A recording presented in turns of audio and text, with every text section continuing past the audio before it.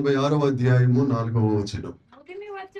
ముదిమి వచ్చు వరకు నిన్నెత్తుకునే దేవుణ్ణి నేనే, తల వెంట్రుకలు నెరిగే వరకు నిన్నెత్తుకునే వాడిని నేనే చేశాను. చంక పెట్టుకునే వాడిని నేనే, నిన్నెత్తుకొనుచు రక్షించువాడను నేనే. దేవునికి స్తోత్రం. చాలమ్మా, చిన్న మాట ప్రార్థన చేసుకుని వాక్య భాగంలోనికి వెళదాం. పరలోకమందున్న మా తండ్రి, పరిశుద్ధుడా, కృప కలిగిన యేసుక్రీస్తు ప్రభువా, మనోహరుడా, మహాగణుడా, మహత్యము కలిగిన వాడా, నీకు వందనాలు చెల్లిస్తున్నాం. ఈ పునరుద్ధాన దినమందు ప్రభువా, ఆది అంతమై ఉండి మీరు ఈ ఆరాధన నడిపిస్తున్నందుకే స్తోత్రం. ఎంతవరకు మిమ్మల్ని స్తుతించడానికి, నిన్ను ఆరాధించడానికి ప్రభువా మీరు మాకు అనుగ్రహించిన అవకాశానికే నీకు స్తోత్రం.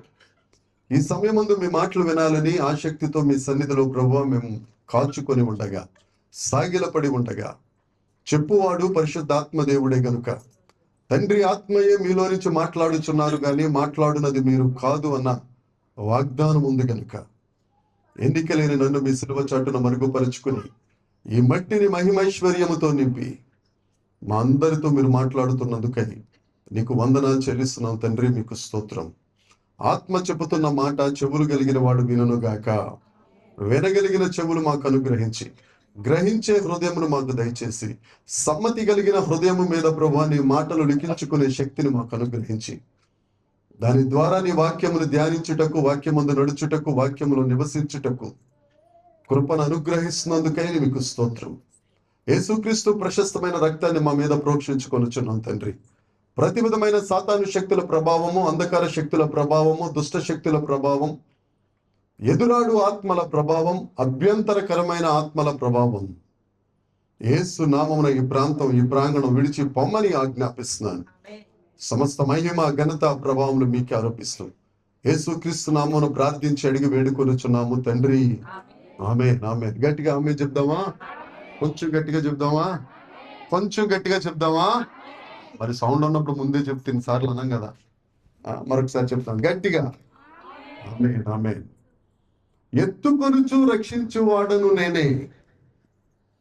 గడిచిన ఆదివారపు దినమున, పునరుద్ధాన దినమున వాగ్దాన సందేశంలో ఈ వాక్యాన్ని కాస్తంత మనం ధ్యానించాం.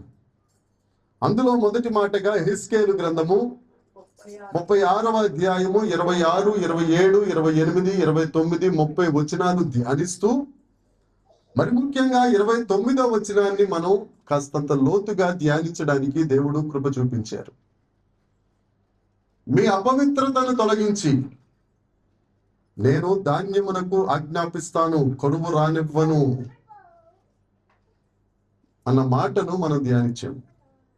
అపవిత్రత ఎక్కడి నుంచి వస్తుంది అంటే, మొదటి విగ్రహారాధన ద్వారా, రెండవది అవిధేయత ద్వారా.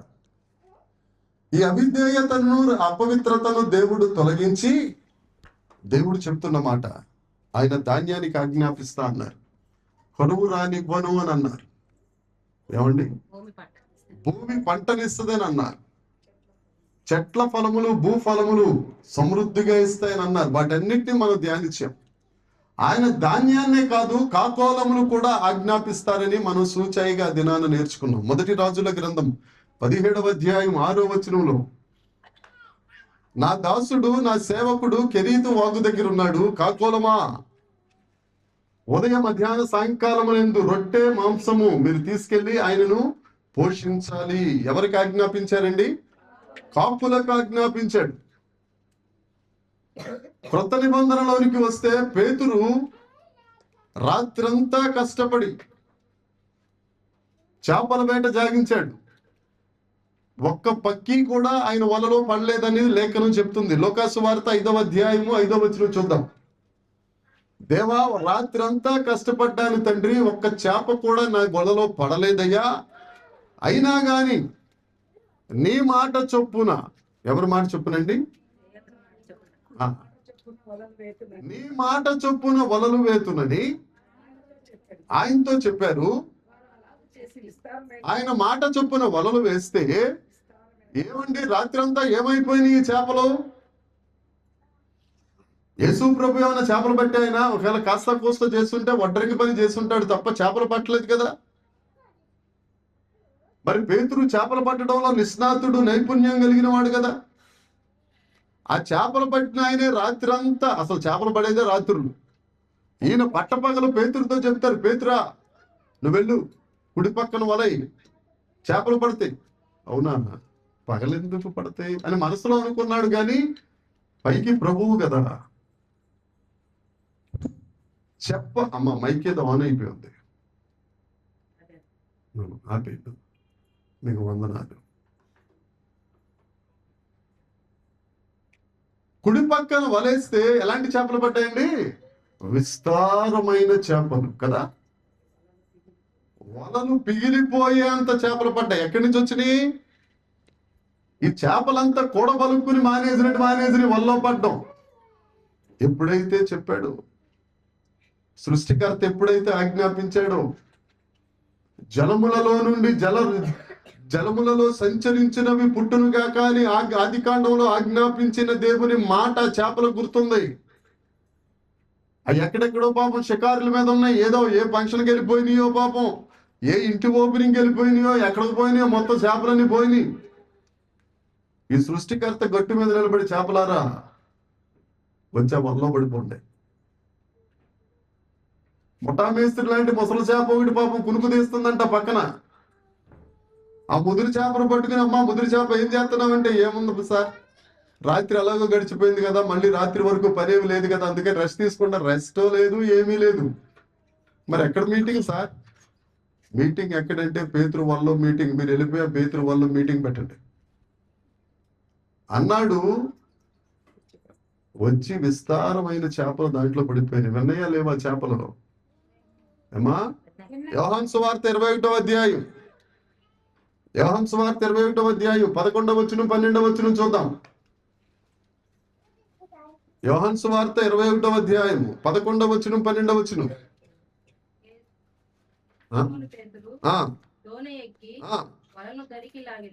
వరను దరికి లాగెను.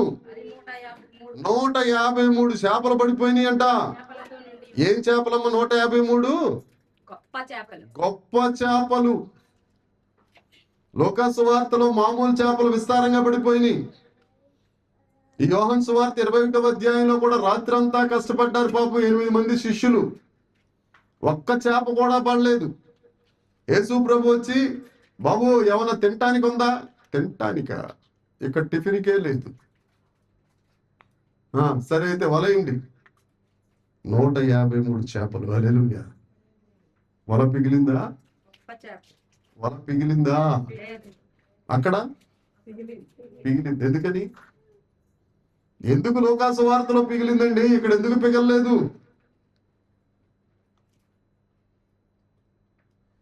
అక్కడ వారికి, పేతురుకి గాని పేతురు స్నేహితులకు గాని యేసు యొక్క శక్తి సామర్థ్యములు తెలియదు. పునరుద్ధానం అనేది లేదు. ఇక్కడ యోహాను సువార్త 21వ అధ్యాయం వచ్చేసరికి యేసుక్రీస్తు ప్రభు యొక్క శక్తి సామర్థ్యాలు అక్కడ ఉన్న గ్రూప్ 7గురికి తెలుసు. 8 మంది పేతురుతో కలుపుకుని 8 మందికి తెలుసు. రెండవది పునరుద్ధాన శక్తి ఉంది. హల్లెలూయా. ఎందుకు స్పెసిఫిక్ గా 153 పడిని? 153 జాతుల చేపలు ఉండే అప్పట్లో. పాస్టమ్ గారు అందించింది కాబట్టి ఆ మొక్క చెప్తున్నాను. 153 అనేది దాన్ని హీబ్రూ లెక్కల ప్రకారం హెచ్చిస్తే 17 వస్తుంది. 17 అనగా దేవుడి సంఖ్య. దైవ శక్తి ఇందాక మనం చదువుకున్నాం 95వ కీర్తన 3వ వచనం ఏంటమ్మా? యెహోవా మహాదేవుడు. ఆ మహాదేవుని సంఖ్య 17 ఎలా వస్తుంది ఏంటి అనేది అన్నప్పుడు మాట్లాడుకుందాం రండి. అప్పట్లో 153 రకాలే ఉండే చేపలు, ఇప్పుడు ఎక్కువైపోయింది. రెండవది యోహాను సువార్త 21వ అధ్యాయం దగ్గర 21వ అధ్యాయం 1, 2, 3, 4, 5, 6, 7, 8, 9, 10, 11, 12 ఒకదానికి ఒకటి హెచ్చించుకుంటూ వస్తే 153 సంఖ్యలు వస్తుంది. ఇలాంటి కొన్ని కారణాలు ఉన్నాయి. ఎప్పుడన్నా అవకాశం వచ్చినప్పుడు చెప్తాను, ఇప్పుడు కాదు రండి.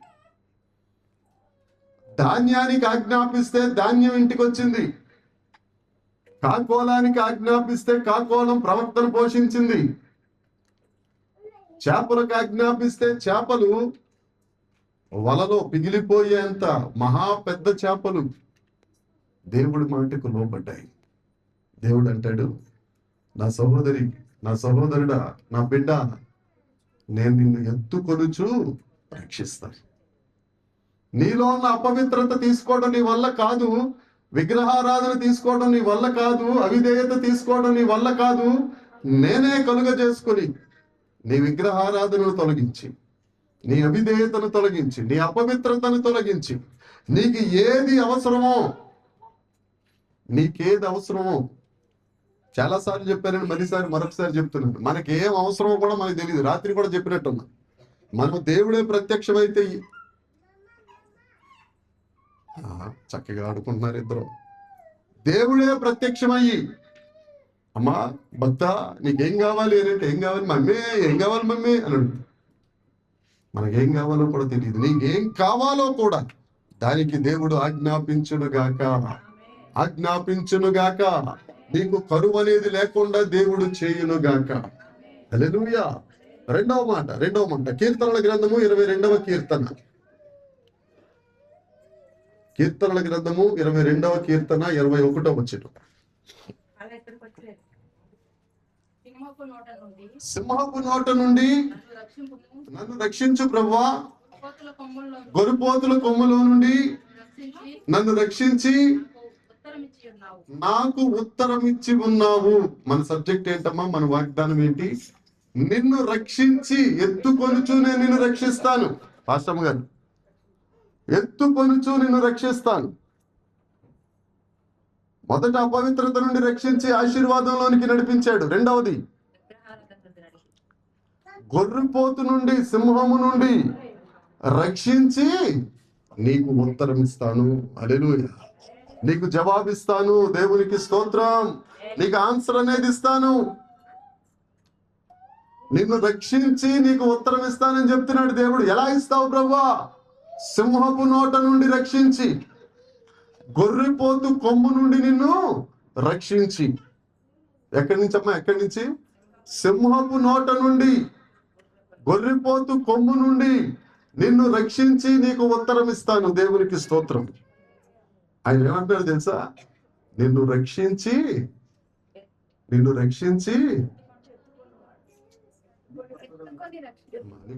చదువమ్మా 22 చదువమ్మ. వీళ్ళు ఎవరు వినలేదమ్మా, ఎవరు పనులు వాళ్ళు ఉన్నారమ్మా. చదువమ్మా 22 చదువు, 22, 27 చదువు. నిన్ను రక్షించి ఎత్తుకొనుచు మొన్నటి నుంచి ఎత్తుకొని ఎంత ఎత్తుకుంటే చూస్తుంటారమ్మా మీరు అందరూ. నిన్ను రక్షించి నీకు ఉత్తరం ఇస్తాను. మనతో ఒక్కొక్కరితో దేవుడు చెప్తున్నాడు, మనల్ని రక్షించటం కాదు, మనకు సమాధానం ఇచ్చే దేవుడు. దేవునికి స్తోత్రం. హల్లెలూయా, హల్లెలూయా. ఎన్ని ప్రశ్నలకు నీ దగ్గర ఆన్సర్ లేవో, ఎన్ని ప్రశ్నలు దేవుని దగ్గర పెట్టి ఇక పెండింగ్ లో ఉన్నాయో, దేవుడు ఈ దినాన మనతో వాగ్దానం చేస్తున్నాడు. నా ప్రియ సహోదరి, సహోదరుడా, నిన్ను రక్షిస్తాను, నీ ప్రార్థనకు జవాబిస్తాను. ఎలా ఇస్తావు ప్రభువా? సింహపు నోట నుండి రక్షించినట్టు. ఎలా ఇస్తావు ప్రభువా? గొర్రెపోతు కొమ్ము నుండి. మొదటిది సింహపు నోట నుండి, రెండవది గొర్రెపోతు కొమ్ము. కొన్ని వెర్షన్స్ లో ఉంటుంది అడవి ఎద్దు కొమ్ము నుండి. గొర్రెపోతు కాదు, అడవి ఎద్దు కొమ్ము నుండి నేను నిన్ను రక్షిస్తాను. ఒరిజినల్ ట్రాన్స్లేషన్స్ లో సింహము క్రూరమైనది, అడవి ఎద్దు ప్రమాదకరమైనది. క్రూర మృగము నుండి నేను నిన్ను తప్పిస్తాను, ప్రమాదకరమైన దాని నుండి నేను నిన్ను తప్పిస్తాను. క్రూర మృగాలు ఈ మధ్యన అడవిలో ఉండడం మానేసినాయండి, జనాల్లోకి వచ్చేస్తున్నాయి. ఈ మధ్యకాలంలో నేను భయంకరంగా ఆలోచించింది ఏమైనా ఉందంటే, రాజస్థాన్ లో ఒక చిన్న పిల్లని 32 మంది పాడు చేయటం. చిన్న పిల్ల 13 సంవత్సరాల అమ్మాయిని 5 రోజులు 32 మంది దున్నపోతులు లాంటి. ఈ మాట అంటానికి నేను సిగ్గుపట్టలేదు. వాళ్ళు మీరు టీవీలో, ఇన్స్టాగ్రామ్స్ లో చూసారో లేదు, భయంకరంగా ఉన్నారు వాళ్ళు. వాళ్ళని రోడ్డు మీద పెట్టి చంపేస్తా ఉన్నారు. తర్వాత సంగతి అసలు ఎందుకు వచ్చినాయి ఇలాంటి థాట్స్ నాకు అర్థం కావట్లేదండి. గర్భవతిని హాస్పిటల్కి తీసుకెళ్తానని ఉత్తరప్రదేశ్ లో ఒక ఆటో డ్రైవర్ ఆటో ఎక్కించుకుని మధ్యదారిలో పాడు చేశాడు గర్భవతిని. వీళ్ళు ఏమనాలి? మృగాలు అనొద్దా? ఒక రకంగా సింహమైన ఒకసారి చంపేస్తుంది. 32 మంది 5 రోజులు ఒక చిన్న పిల్లని పాడు చేశారంటే ఏమో మాట. పైగా ఆమెకు కావలసిన మత్తు పదార్థాలన్నీ తాగించి మరి. అసలు నాకు ఈ జవాబు దొరకట్లేదండి ఆ ప్రశ్నలకి. అసలు ఎలా? దేవుడు అంటాడు, సింహపు నోట నుండి, అడవి ఎందు కొమ్ము నుండి నేను నిన్ను రక్షిస్తాను. మనుషులే క్రూర మృగాలు అయిపోయిన వేళ వారి మాటలతోనే ఒకవేళ సింహం వచ్చి దాని పంజాతో దాడి చేయొచ్చు, కోరలతో చీల్చేయొచ్చు, కానీ మనుషులే నోరు చేసుకుని రకరకాల మాటలు మాట్లాడుతూ ఉంటే గుండె పగిలిపోద్ది, ప్రాణం పోయినా పర్లేదు. అభిషక్తులు సహితం అభిషేకాన్ని పక్కన పెట్టి అభిషేకాన్ని ఉపయోగించుకుని మనుషులతో ఆడుకుంటున్న వేళ, ఈ మధ్య వార్తల్లో కూడా నేను ఎక్కువ దైవజనుల గురించే వస్తున్నాయి. అలాగే ఏలూరులో ఒకళ్ళు, అక్కడెక్కడో ఒకళ్ళు. సంసోను తల్లిదండ్రులను తీసుకుని ఒక అమ్మాయిని చూడడానికి వెళ్తున్నాడట. మధ్యలో ఏదో ఒక పని చేశాడు, వెళ్ళాడు. వెళ్ళిన తర్వాత ఆ అమ్మాయి తండ్రి గారు కాబోయే అల్లుడు ఒక్కడే వస్తున్నాడు కదా అని ఒక 30 మంది కుర్రోళ్ళని, పాపం మాట్లాడుకుంటారులే టైం పాస్, అల్లుడికి టైం పాస్ అని 30 మంది కుర్రోళ్ళని జతిచ్చాడట. జతిచ్చిన తర్వాత ఈ సంసోను గారికి అభిషేకం ఉంది కదా, కాస్తంత వాళ్ళని ఆట పట్టిద్దామని విప్పుడు కథ, బైబిల్లో విప్పుడు కథ ఉంటుంది, మామూలు వాడుక భాషలో పొడుపు కథ. 14వ అధ్యాయము న్యాయాధిపతుల గ్రంథం 4వ వచనం ఒకసారి చూద్దాం. 14వ అధ్యాయము 14వ వచనం. దీంట్లో ఏమన్నా కాస్త నింపొచ్చు కదా, మీకు వందనాలు. కాగా అతడు బలమైన దానిలో నుండి తీపి వచ్చెను,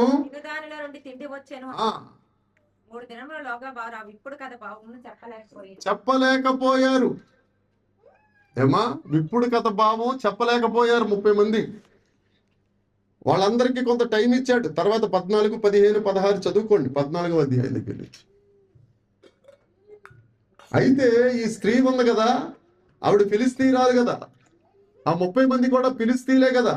ఆ స్త్రీ దగ్గరికి వచ్చి, అమ్మా చెల్లెమ్మా, బావగారు ఏదో చెప్పారు కానీ మేము దానిని ఆ విప్పుడు కథను విప్పలేకపోతున్నాం, బావగారి ఎదుట మా పరువు పోద్ది, పందెం ఓడిపోతాం, ఓ పందెం పెట్టుకున్నాం, ఎలాగా? పట్టు వస్త్రాలు ఇవ్వాలి. ఇప్పుడు 30 మంది ఓడిపోతే 30 పట్టు వస్త్రాలు సంసోను గారికి ఇవ్వాలి. సంసోను ఓడిపోతే 30 మందికి ఒక్కొక్కరికి ఒక్కొక్క పట్టు వస్త్రం ఇవ్వాలి. ఇది పందెం వాళ్ళకి. ఏమండి, ఈయన అభిషేక్తుడు కదా, అవునా? ఈయనకి పొడుపు కథలు అవసరమా? వాళ్ళు వచ్చి ఏ చెల్లెమ్మనే, ఫిలిస్తీరాలు చెల్లెమ్మనే జాగ్రత్తగా మేకప్ చేశారు. నువ్వేదో రకంగా లాలించి పాలించి ఆ సీక్రెట్ ఏంటో తెలుసుకో అని అంటే ఆవిడ వచ్చింది. పాపం బంధుప్రీతి కదా. ఏమండి, మీరు చాలా బాగుంటారు, మీ జుట్టు బాగుంది, అసలు మీ బలం మామూలు కాదు అని పొగిడేసరికి సంసోను గారు అదో రకంగా అయిపోయి సీక్రెట్ చెప్పేశాడు. 7వ రోజున వాళ్ళు వచ్చి, ఏంటి బాబు పొడుపు కథ అర్థం చెప్తారా మీరంటే, ఎందుకు చెప్పం, సింహము కంటే బలమైనదేమున్నది, తేనె కంటే తీపైనదేమున్నది, ఎలా తెలిసింది మీకు అనేసరికి సంసోనుకు కోపం వచ్చేసింది. అభిషక్తుడు కదండి, అభిషక్తుడు కదా. అసలు ఈయన ఎందుకు అభిషక్తుడయ్యాడు? ఫిలిస్తీన్లు చంపడానికి. అది మానేసి పొడుపు కథల మీద కోపం వచ్చి వెళ్ళిపోయి మొత్తానికి ఏదో రకంగా 30 జతలు తీసుకొచ్చి వాళ్ళకి ఇచ్చేసి ఈ అమ్మాయి మీద అరిగేసేసి ఇంటికి వెళ్ళిపోయాడు. మళ్ళా 14వ అధ్యాయం అయిపోయింది కదా, 15వ అధ్యాయం 1వ వచనం చదవండి. కొన్ని రోజులైన తర్వాత మళ్ళీ అమ్మాయి గారిని చూడాలనిపించింది. ఎవరికి? అర్థమవుతుందండి మీకు. సంసోనుకు చూడాలని అనిపించింది. వచ్చాడు. వచ్చేసరికి అమ్మాయి వాళ్ళ నాన్న ఏం చేశాడు? ఇంకొకళ్ళకి ఇచ్చి పెళ్లి చేసేసాడు. నా భార్య ఎక్కడ బాబల్లుడు గారు, మీరు కోపంతో వెళ్ళిపోయారు, చాలా కాలం అయిపోయింది, ఇంకా మీరు రారేమో అనుకుని మీ ఫ్రెండ్కే, మీ స్నేహితుడికే ఇచ్చి పెళ్లి చేసేసానేసరికి మళ్ళీ కోపం వచ్చేసింది తిరిగి. ఈసారి కోపం వచ్చి ఏం చేశాడు? 300 లెక్కలు. ఏమండి, అభిషక్తుడు చేయవలసిన పనేనా? ఏమండి, అభిషక్తుడు చేయాల్సిన పనేనా ఇది? 300 లెక్కలు పట్టుకుని దాని తోకలట 150 ఇటు 150 ఇటు మధ్యలోనేమో పెద్ద దివిటి పెట్టాడట, నిప్పంటించాడట, పొలాలన్నీ కాల్చేశాడట. ఆ ఫిలిస్తీన్ల పొలాలన్నీ కాల్చేస్తే వాళ్ళు వచ్చి ఏం చేశారు? ఈ అమ్మాయి మీద, ఈ అమ్మాయి వాళ్ళ నాన్న మీద, మీ వల్ల ఇదంతా జరిగిందని అగ్నితో కాల్చివేసిరి. 5వ వచనం చూడండి, 15:5. మంట చేసి ఫిలిస్తీన్ల గోధుమ చేలలోనికి వాటిని పోనిచ్చి అనాల కుప్పలను, పైరును, ద్రాక్ష తోటలను, ఒలీవ తోటలు తగులు పెట్టాను. ఫిలిస్తీన్లు ఇది ఎవరు చేసిందని చెప్పుకోవచ్చు. తిమ్నాయోని అల్లుడైన సంసోను భార్యను ఆమె చంట తీసుకొని అతని సేవకి ఇచ్చాను కనుక అతని చేసి ఉండేదని చెప్పింది. కాబట్టి ఫిలిస్తీన్లు ఆమె తల్లిని అగ్నితో కాల్చింది. ఏమండి, అవసరమా? ఇప్పుడు ఈ నేమనాలి, ఈ సంసోన్ని, ఈ అభిషక్తుని నేమనాలి? సింహపు నోరే కదా ఆయన. మీరు ఒప్పుకోవట్లేదు, మీరు ఎవరు? ఏమండి, ఒక ఇద్దరు మనుషుల్ని అగ్నితో కాల్చేయటం అంటే ఆషిమాషి విషయం ఏంటండి? ఆ తర్వాత మరలా 16వ అధ్యాయంలోకి వెళ్ళేసరికి ఇంకొక స్త్రీ దొరికింది దీనికి. 16వ వచనం చూడమ్మా, 16.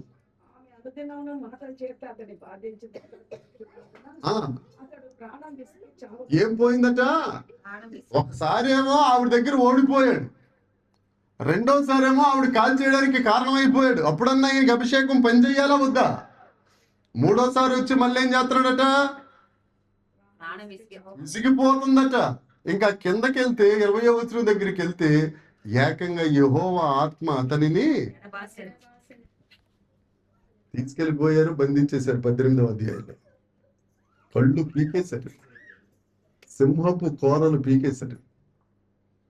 అమ్మా, ఒకవేళ మన గృహాల్లో ఎవరైనా సింహపు నోట పడిపోయి జీవితాలు పాడు చేసుకుంటే దేవుడు రక్షించునుగాక, రక్షించి నీకు సమాధానం ఇచ్చునుగాక. ఈ సింహం గర్జించు అపవాది ఎవరిని పడుతుందో, ఎప్పుడు పడుతుందో, ఎలా పడుతుందో చెప్పలేము. అమ్మా, దెయ్యం అనేది, దురాత్మ అనేది నీకేమి తలుపు తట్టి, please open the door Suresh, who are you? నేను దెయ్యం. నువ్వు వెళ్ళు. ఇంగ్లీష్లో మాట్లాడేసరికి ఆగిపోయి మర్చిపోతుంది. ఇప్పుడు మా డాడీ ఏంటి ఇంగ్లీష్లో మాట్లాడుతున్నాడు, ప్రసంగం చేస్తాడని డౌట్ వచ్చింది, అయిందో పాపం. Open the door, who are you? నేను దురాత్మని, నీతో పని ఏంటి అని అంటాం. కొన్ని దురాత్మలు ఉంటాయండి, వాటి పేరు ఎందుకంటే దెయ్యాలతో కాస్తంత పరిచయం ఉంది కాబట్టి చెప్తున్నారు. కబిస్ని, మరి ఆవిడకి ఏమన్నా తెలుసో తెలియదో నాకు తెలియదు. కబిస్ని అనేది దెయ్యాల 4 రకాల్లో భయంకరమైన దెయ్యం. అది ఎక్కడ ఉంటుందంటే ఇంటి మూలలో ఉంటుంది. మీకు బూజులు బట్టి కొద్దిగా చండాలంగా ఉందనుకో, ఎక్కడైతే చండాలం ఉంటుందో అక్కడ దెయ్యం ఉంటుందండి. మన ఇల్లు శుభ్రంగా లేకపోయినా దెయ్యాలు పంపైపోద్ది. ముందే చెప్తున్నాను, క్రైస్తవుల ఇల్లు శుభ్రముగా ఉండునుగాక. పర్వాలేదులే, దుప్పట్లు ఇటు పడేసి పడుకుని శుభ్రంగా లేకపోతే, పద్ధతిగా లేకపోతే దెయ్యాలు మన ఇంట్లోనే ఉంటాయి, ఎక్కడి నుంచో రావక్కర్లా. దేవుడి వాళ్ళు చెప్తున్నాడు, నిన్ను ఎత్తుకొనుచు రక్షించు వాడను, సింహపు నోట నుండి దేవుడు మనలను తప్పించునుగాక, మనలను రప్పించునుగాక. అమ్మా, ఇక్కడే ఉన్నారా? దెయ్యాల దగ్గరికి వెళ్ళారు, మనలను రక్షించునుగాక. మరి ఇందాక లేదే ఈ సౌండ్? మనలను విడిపించునుగాక, ప్రాణాపాయము నుండి దేవుడు తప్పించునుగాక, దేవుడు నీకు తోడుగా ఉండునుగాక. ఎవరు నీ దగ్గర సింహంలాగా ఉన్నారో, నీ బంధువులు ఉన్నారో, నీ విరోధులు ఉన్నారో, ఎవరున్నారో నాకు తెలీదు. ఒకవేళ నీ అప్పే సింహమై నిన్ను ప్రాణం తీసేయడానికి ప్రయత్నం చేస్తుందేమో, రోగమే సింహమై నీ ప్రాణాన్ని తీయడానికి ప్రయత్నం చేస్తుందేమో. ఈ మట్టి బొమ్మను ఉపయోగించుకుని దేవుడు చెప్తున్నాడు నీతో, నిన్ను ఎత్తుకుంటాను, ఆ సింహపు నోరు మూయిస్తాను, నిన్ను రక్షించి నీకు ఉత్తరం ఇస్తాను. దేవునికి స్తోత్రం కలుగునుగాక. ఎన్నాళ్ళు నువ్వు చేసిన ప్రార్థనకు సమాధానము రాకపోతే నువ్వు ఈ వాగ్దానాన్ని చేతబట్టుకో, నమ్ము. దేవా, నీ సేవకుడిని మరుగుపరిచి నాతో మాట్లాడావు కదా, సింహపు వంటి అపవాది నుండి నన్ను రక్షించి నా ప్రార్థనలకు సమాధానం ఈ ప్రభువా. ప్రార్థన చేయి, ఆయన సమాధానం ఇస్తాడు. ఆమేన్. 22వ కీర్తన 21వ వచనంలో ఉన్న మాట, సింహపు నోట నుండి, గుర్రిపోతు కొమ్ము నుండి, అడవి దున్న కొమ్ము నుండి, అడవి ఎద్దు కొమ్ము నుండి అది చంపేస్తుంది. ఇది ప్రాణహాని తీసుకొస్తుంది, చంపదు. దీంతో ప్రమాదం ఎక్కువ. కొమ్ము అంటే అధికారము. అధికారం. ఒకవేళ ఏ అధికారం లేకపోతే, ఏ డబ్బులున్న వాళ్ళు లేకపోతే, ఏ బలం ఉన్న వాళ్ళు మనల్ని ఇబ్బంది పెడుతున్నారు, ఆ బలము నుండి దేవుడు మనల్ని తప్పించును గాక. ఆమేన్. హామాను తెలుసు కదా మనందరికీ. హామాను గట ఆల్ ఆఫ్ సడన్ అకస్మాత్తుగా అధికారం వచ్చేసిందంట. తన పీఠాన్ని హెచ్చించాడట. ఎస్తేరు గ్రంథం 3వ అధ్యాయం 1వ వచనం చూడమ్మా. ఎస్తేరు గ్రంథం 3వ అధ్యాయము 1వ వచనం. ఎస్తేరు గ్రంథం 3వ అధ్యాయం. ఈ సంగతులు అయిపోయిన తరువాత రాజైన అహష్వేరోషు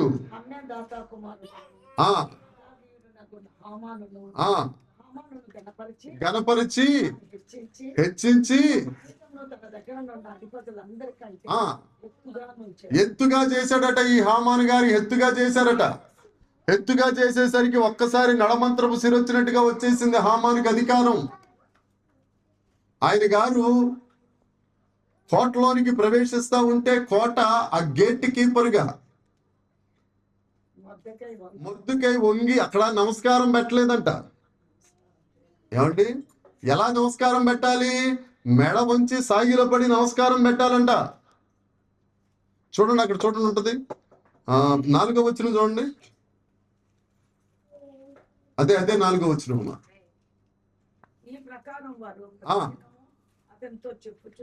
మొర్దెకైతో చెప్తా వస్తున్నారు. మొర్దెకై, నువ్వు వచ్చి సాగిలో పడి నమస్కారం పెట్టొచ్చు కదా అంటే మొర్దెకై ఏమంటున్నాడు చూడండి.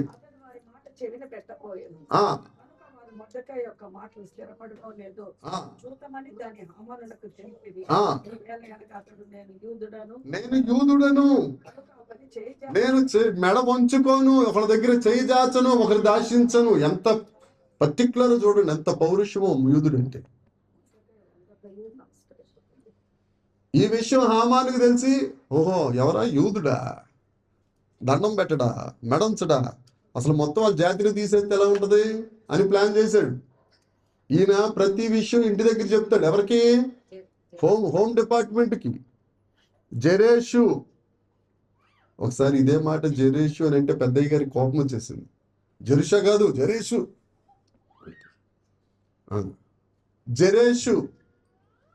అన్ని విషయాలు జెరేషు దగ్గర చెప్పాలా.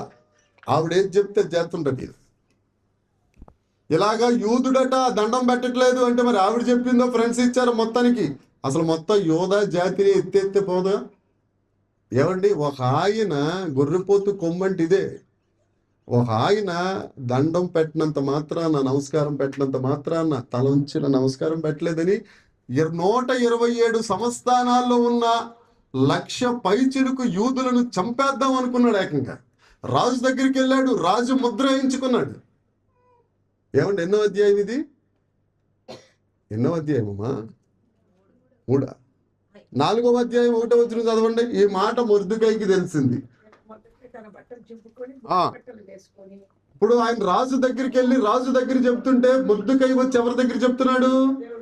దేవుడి దగ్గర. అమ్మ, మనకంటే బలమైన అధికారం కలిగిన అది ఏదైనా గాని దాని కొమ్ము విరవాలి, దేవుడు రక్షించాలి, దేవుడు మనకి సమాధానం ఇవ్వాలి అని అంటే నువ్వు దేవుడి దగ్గరికి వెళ్ళాల్సిందే. ఆమేన్. నువ్వు దేవుడి దగ్గర ఉపవాసం చేసుకోవాల్సింది. ఆమేన్. నువ్వు ఎప్పుడైతే దేవుడి దగ్గరికి వెళ్ళిపోతావో ఆయన నిన్ను రక్షించి నీకు ఉత్తరం ఇచ్చునుగాక. ఆమేన్. వెళ్ళాడు. తర్వాత ఎస్తేరమ్మ దగ్గరికి వెళ్ళాడు. ఎస్తేరమ్మ దగ్గరికి వెళ్తే ఎస్తేరమ్మ అంటది, ఇలా అంతఃపురం గేటు దగ్గరికి బూడిద పూసుకుని గోనె పట్ట కట్టుకుని రావచ్చా?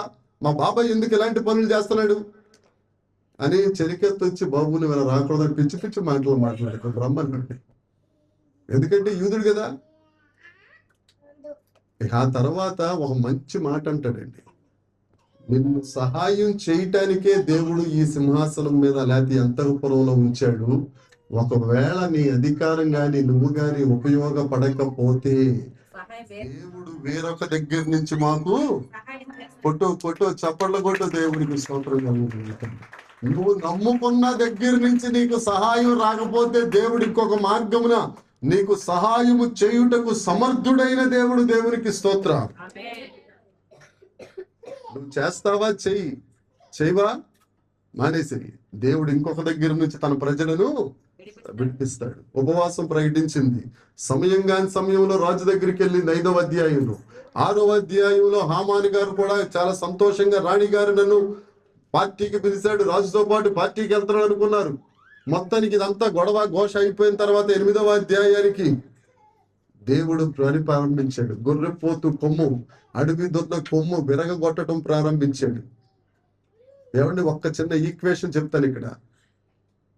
మొర్దుకై ఉపవాస ప్రార్థన చేస్తున్నాడు, హామాను విందులో ఉన్నాడు కదా అమ్మా. మొర్దుకై ఏం చేస్తున్నాడు? హామాను ఏం చేస్తున్నాడు? విందులో ఉన్నాడు. ఈయన రాజు దగ్గర ఉన్నాడు, ఆయన రాజు దగ్గరే ఉన్నాడు. ఆయన భూలోక రాజు, ఈయన పరమ ప్రభువు, పరమ దేవుడు, మహత్యము కలిగిన వాని సన్నిధిలో ఉపవాసం చేస్తున్నాడు. చివరికి ఏమైందో తెలుసా? విందు మధ్యలోనే ముసుగేశారు. ఎవరికి? హామానుకి ముసుగేశారు. అంతే. మాట్లాడదామన్నా మాట్లాడకుండా ఉరి తీసేశారు. ఈ లోక అధికారం నిన్ను మాట్లాడనివ్వదు, నిన్ను చూడనివ్వదు. దేవుడి దగ్గరికి వెళ్తే మొర్దుకై ఏమయ్యాడు తెలుసండి? ప్రధానమంత్రి అయిపోయాడు. హల్లెలూయా, హల్లెలూయా. అడవి దున్న కొమ్ము విరగొట్టడం అంటే ఈ మొర్దుకై అన్నవాడు సంతతిని 127 సంస్థానాల్లో ఉన్న యూదులందరినీ చంపేద్దాం అనుకున్నాడు. ఎవరు చచ్చిపోయారు? హామానే చచ్చిపోయాడు. హామానే చచ్చిపోయాడు. అమ్మా, ఎవరినైతే ఉరి తీద్దామని అయ్యప్ప జంక్షన్ లో పెద్ద ఉరికంబం పెట్టాడట, నెల్లూరు అంతా చూడాలని. పెద్ద ఉరికంబం అక్కడ ఉరేస్తే మొత్తం ఆత్మకూరు బస్ స్టాండ్, ఉదయగిరి, ఆ గిరి, ఈ గిరి, అన్ని గిరులు కనపడాలని పెట్టాడట. కానీ మన దేవుడు ఎలాంటి దేవుడు తెలుసా? మనకు విరోధముగా రూపించబడిన ఏ ఆయుధం గాని, ఏ మాట గాని, ఏ ఆలోచన గాని వర్ధిల్లనీయని గొప్ప దేవుడు. కూడా చప్పట్ల కొట్ట దేవునికి స్తోత్రం. నిన్ను ఎత్తుకొనుచు రక్షించు వాడను నేనే. దేవునికి స్తోత్రం. ఆయనకేమో ముసుగు మాటలేదు, ఈయనకేమో అధికారము. దేవునికి స్తోత్రం. ఒక్కసారి గేటు దగ్గర ఉన్నవాడల్లా ఎక్కడికి వెళ్ళిపోయాడు తెలుసా అండి? ప్రధానమంత్రి సీటు దగ్గరికి వెళ్ళిపోయాడు. హల్లెలూయా.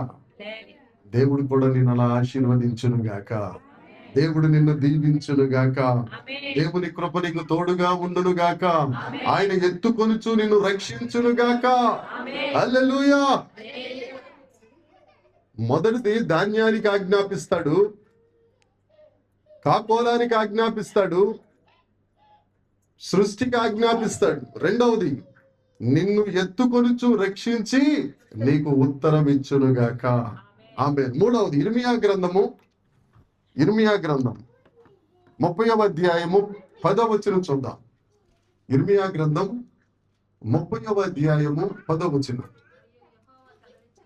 మరియు యెహోవా సెలవిచ్చినదేమనగా, నా సేవకుడైన యాకోబు భయపడొద్దు, ఇశ్రాయేలు విస్మయముందొద్దు, నేను దూరమున నుండు.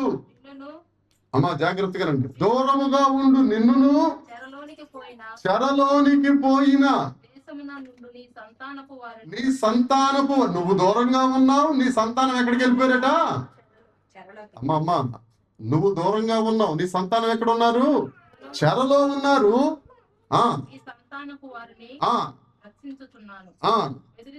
నేను రక్షిస్తాను, బెదిరించువాడు లేకుండా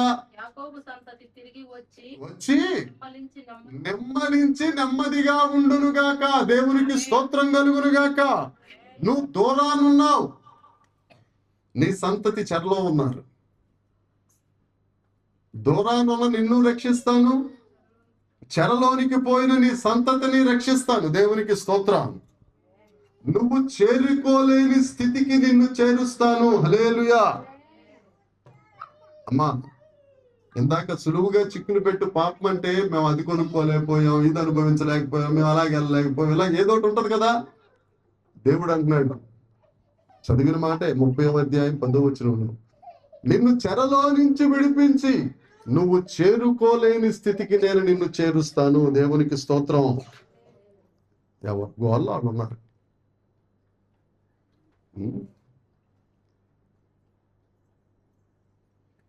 దూరాన్న ఉన్న నిన్ను, చెరలో ఉన్న నీ పిల్లలను రక్షించి నువ్వు చేరుకోలేని స్థితి. నువ్వు మనసులో అనుకుంటా ఒక స్థితి, అక్కడికి చేరుకోలేవు. అది ఆత్మీయంగా కానీ, బాహ్యంగా కానీ, శారీరకంగా కానీ. నీ మనసులో ఒకటి ఉంటది, ఈ స్థితికి వెళ్తే బాగుండు, నా పిల్లలు ఇలాగ వెళ్తే బాగుండు, నా పిల్లలు ఇలా ఆశీర్వదించితే బాగుండు, ఇలా ఉంటే బాగుండు అని అనుకుంటావు, కానీ వెళ్ళలేవు. దేవుడి దినాన్ని చెప్తున్నాడు, చెరలో ఉన్న నిన్ను, దూరాన ఉన్న నీ పిల్లల్ని రప్పించి మీరు చేరుకోలేని స్థితికి నేను తీసుకెళ్ళుదునుగాక. ఆమె పక్కన ఉన్న వాళ్ళకి చెప్పండి, మనం చేరుకోలేని స్థితికి దేవుడు చేర్చునుగాక. చెప్పండి చెప్పండి చెప్పండి. మనం చేరుకోలేని స్థితికి. చెప్పండి చెప్పండి.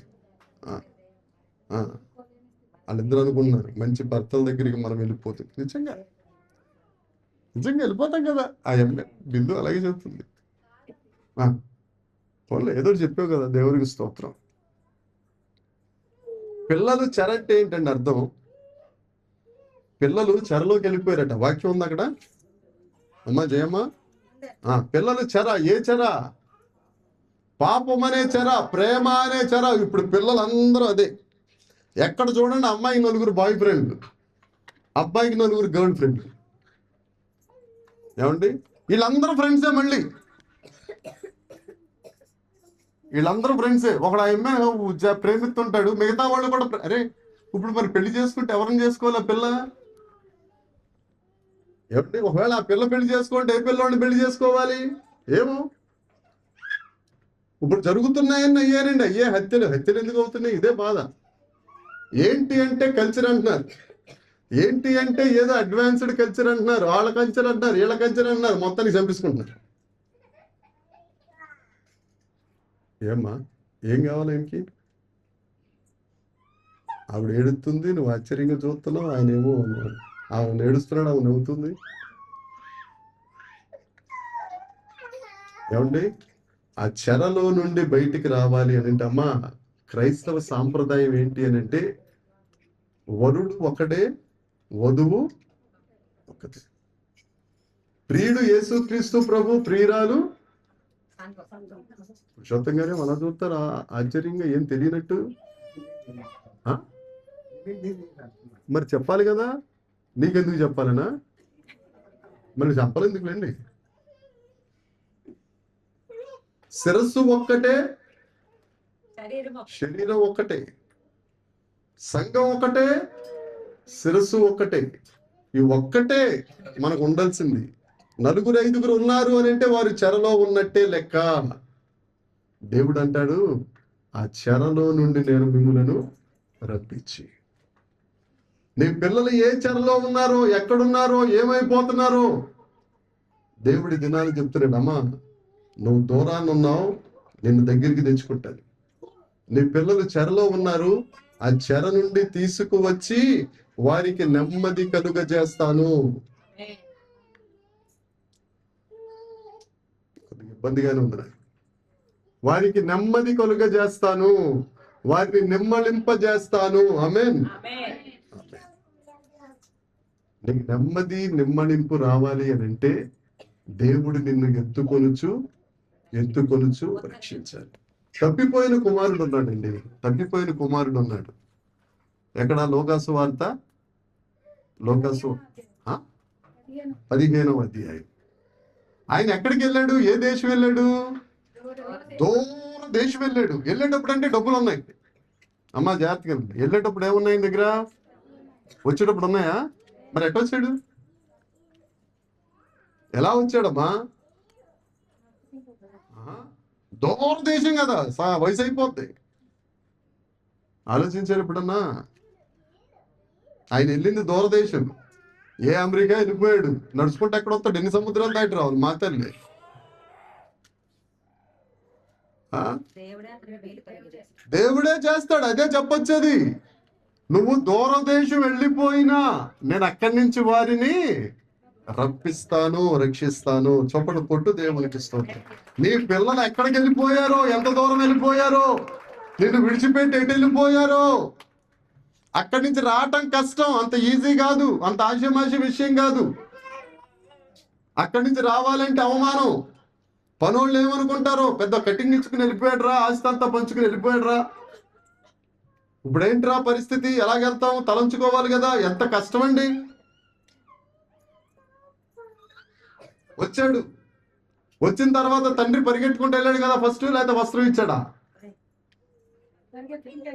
పరిగెత్తుకుంటూ వెళ్ళాడు, కౌగిలించుకున్నాడు కదా. అమ్మా ఎవరు ఎట్లేదు, కౌగిలించుకున్న తర్వాత అప్పుడు వస్త్రం ఇచ్చాడు, ఉంగరం ఇచ్చాడు, చెప్పు. ఒక ప్రశ్న, కౌగిలి బాగుంటుందా, వస్త్రం బాగుంటుందా, చెప్పులు బాగుంటాయా, ఉంగరం బాగుంటుందా? కదా. ఆయన చెప్పిన మాట అదే కదా. నిన్ను ఎత్తుకోవాలంటే అలా పట్టుకుని కదండి ఎత్తుకుంటాం. నేను నిన్ను కౌగిలించుకొని నీకు ప్రశాంతతనిస్తాను, నిన్ను నిమ్మళింపజేస్తాను, నీకు నెమ్మది కలుగజే. ఆమె అంటానికి కూడా మీకు శక్తి లేదు. ఎంత ఘోరంగా ఉన్న వాక్యం చెప్తున్నారు. కూర్చుని జాగ్రత్తగా ఏసీని పని చేస్తున్నాయి. ఆమె అంటానికి మీకు ఏమైపోయిందమ్మా? చెప్పండి. నిమ్మళింపజేస్తాను, నెమ్మది. మరి ఇందాక ఎక్కడికి వెళ్ళిపోయిందమ్మా? పద్దాక లే అనాలా? దేవుడు మనలను నిమ్మళింప చేయునుగాక, నెమ్మది కలుగ చేయునుగాక, ప్రశాంతత అనుగ్రహించునుగాక.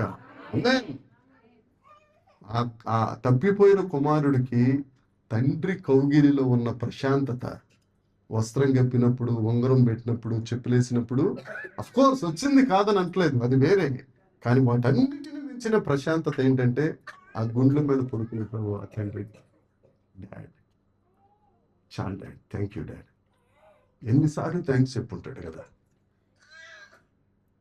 ఆ తండ్రి నీతో మాట్లాడుతున్నాడు, ఆ తండ్రి నీతో చెప్తున్నాడు. నువ్వు ఒకవేళ దూరంగా వెళ్ళిపోయావేమో. దూరంగా వెళ్ళిపోవడం అంటే పాపం చేసి దూరం అయిపోయావు, చెర అంటే ఏకంగా పాపం చెరలోకి వెళ్ళిపోయావు. అయినా కానీ నా కుమారుడు, నా కుమార్తె, నీ అపవిత్రతను పోగొట్టి బెదిరించేవాడు నీ దగ్గర లేకుండా, ఆమేన్, ఎవడు వచ్చి నిన్ను బెదిరించకుండా, ఒక మెడికల్ రిపోర్ట్ వస్తే చాలండి బెదిరిపోతాం కదా. ఏమా, ఒక మెడికల్ రిపోర్ట్ వస్తే అది లేకుండా నెమ్మది కలుగజేసి, నెమ్మదింపజేసి ప్రశాంతతనిచ్చే దేవుడు. దేవునికి స్తోత్రం. అట్టి కృప దేవుడు మనందరికి అనుగ్రహించును గాక. దేవునికి స్తోత్రము కలుగును గాక. మనం ఈ వాగ్దానమును స్వతంత్రించుకుందుము గాక. ఆమేన్. కళ్ళు మూద్దాం.